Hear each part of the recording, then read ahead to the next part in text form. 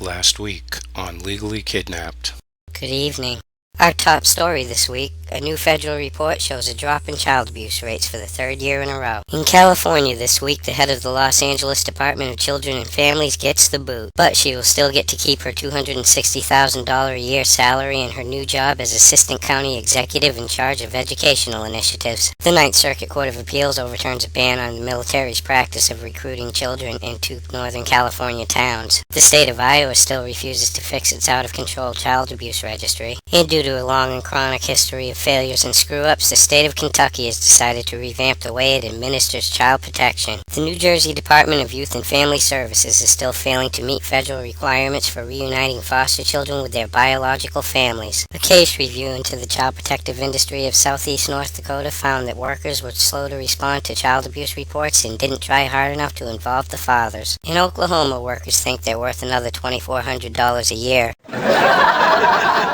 And they're upset over a law that requires an imminent risk of harm before they can snatch a child. And Children's Rights is demanding that Oklahoma turn over documents in their ongoing class action lawsuit. Due to the deaths of 30 infants and toddlers in the last decade, the government bans the drop-side crib. The group called Save the Children drops its efforts to fight obesity by creating a soda tax. The U.S. Senate passes the CAPTA Reauthorization Act, and the debate rages on as to whether or not Santa Claus is real and if it's okay to tell your children such fairy tales. A new study by the Economic and Social Research Council in England reveals that children with no siblings are happier. A study by the U.S. Family Research Council finds that only 45% of teenagers aged 15 to 17 grow up with their parents still married. A study by the U.S. Centers for Disease Control and Prevention finds that a majority of adults grew up in dysfunctional households. According to a new study by the National Institute of Drug Abuse, teenagers are more likely to smoke pot than cigarettes. And a survey of U.S. families reveals that 96% of U.S. parents thinks that their kids are pretty well behaved. The U.S. Department of Labor adds 12 nations to the list of countries that uses forced child labor to produce goods. Germany admits to enslaving foster children and agrees to compensate them all with 120 million euros, causing the German government to give up on the foster care system and instead push the family preservation approach in protecting children. In Northern Ireland, social workers will now have to be registered to make sure that nobody inappropriate is working with children. In Israel, the family court rules that a child born to a surrogate mother can be adopted by the father's gay partner. In Scotland, a real mother is on trial for killing her children in a motel room in Spain in order to save them from social workers. In New Zealand, a 13-year-old who ran away from foster care and was being hidden by his family steals a car, crashes it, and dies. A nurse from the Starship Child Protection Center in New Zealand calls all parents liars until proven otherwise. And social workers from South Africa are being investigated after placing children with a foster family of child pornographers. In Australia this week, a man with a known history of sexual abuse was entrusted with foster children and rapes a teenage boy in his care. Of course, the foster care agency denies knowing anything about his past. A group of Tasmanian system sucks pleads for help with children who age out of foster care, and a 60-year-old child protection worker is sacked over a drug charge. In England this week, national standards are set for social workers in an attempt to raise the status of the job in line with other public sector roles such as nursing and teaching.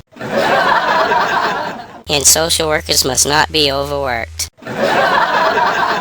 Thanks to a high court ruling, childless couples can now pay high sums of money to surrogate mothers to have babies for them. An interview with the mother of the victim of the most overly exploited child abuse case in the history of the world airs on British television. A video of baby P kissing his killer is shown. And according to the social worker who interviewed Tracy Conley just days before baby Peter's death, she was really open and completely honest. A couple who fled the UK after baby stealers stole their first child and has their second child snatched in Spain are declared fit parents by the Spanish child protective industry and reunited with baby number 2. According to WikiLeaks, British police fabricated evidence against the parents of a girl who disappeared. And England's youngest parents come in at a whopping age 14. In Canada this week, cowardly social workers are given handheld devices with GPS locators and panic buttons to call for help with. And a report on the state of the child protective industry in Saskatchewan calls the foster care system a total failure. In entertainment news this week, Hannah Hannah Montana gets caught in a video smoking the wacky weed, and Bill O'Reilly thinks it's pathetic. Mel gets more time with little Lucia, and Teen Mom star Amber Portwood gets pulled over and passes a field sobriety test, threatens and goes after Gary Shirley's new girlfriend, denies a tabloid rumor that she is pregnant again, and gets a big-ass tattoo of her daughter's face on her stomach.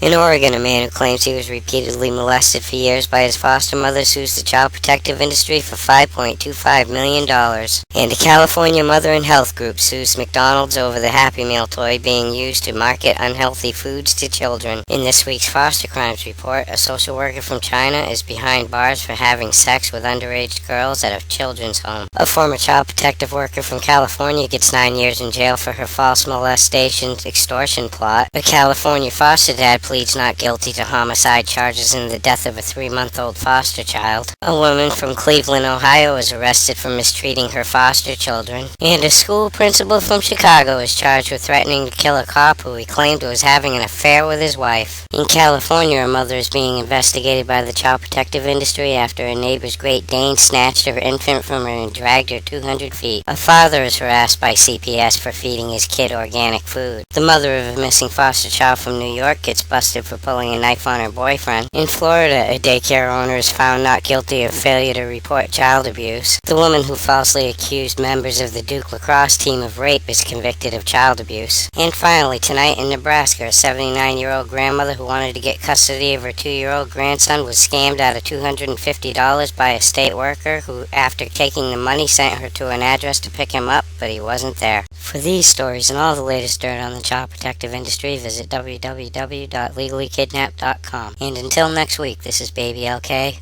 over and out.